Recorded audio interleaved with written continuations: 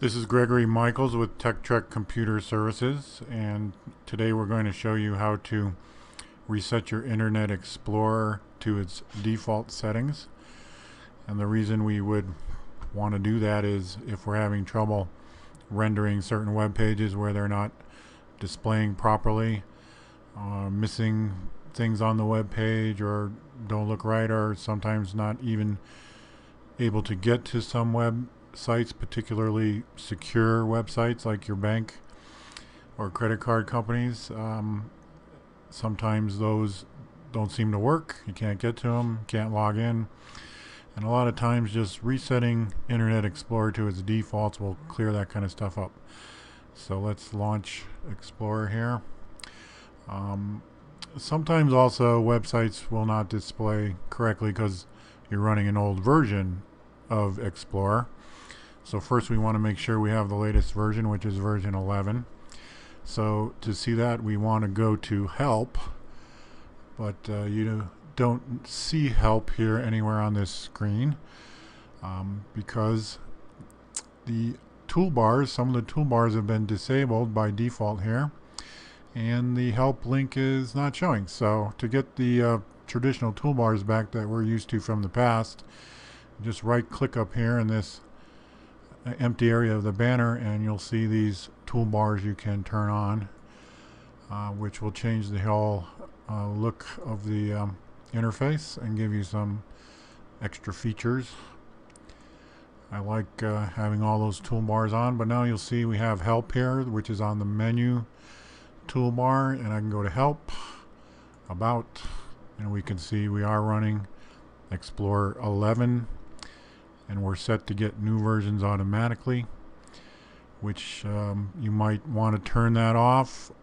Sometimes when new versions of Explorer come out, it breaks the old websites, and so you can uncheck this and choose when you want to get that, but for now I'm going to leave that. It's safe to know that we're running the latest version.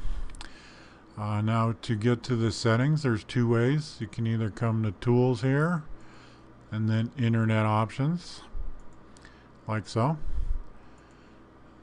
or you can come to this little gear up in the upper right corner which says Tools.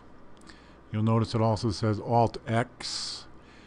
Those key combination will also bring this up. So we can go to Tools, Internet Options again, and we're going to start setting the settings back to default. I'm going to start here on Security. You'll see right now this is set medium, and that is not the default on the security levels. And you can tell you're not at the default because the default button here is clickable. If we were at the default, which I'm going to do right now by clicking, bam, you'll see that's grayed out. So if this button's grayed out, you're already at the default level. If not, you just click that button. Here, let me change something again. You'll see how that comes back. So default level on security settings, that's one thing you want to reset. And then we go to advanced, and here we do restore advanced settings.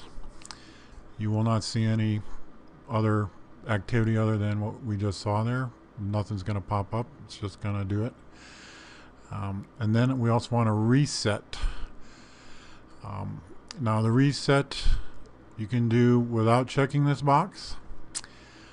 To do a real good reset, we would check this box, but you will probably lose all those login usernames and passwords on all the websites you're logging into that Explorer has remembered. That will kind of wipe all that stuff out. So if you don't have those written down somewhere, you may not want to do that. So for now I will leave that unchecked.